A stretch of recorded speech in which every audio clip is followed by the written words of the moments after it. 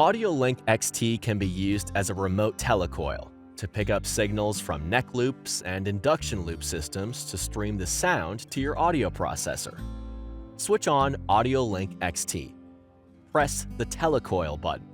AudioLink XT is now streaming to your paired audio processor. This is indicated by the left and/or right connection symbols slowly blinking. To exit remote telecoil mode, press the Telecoil button again. When using the remote telecoil, we recommend having AudioLink XT in an upright position to ensure a stable connection.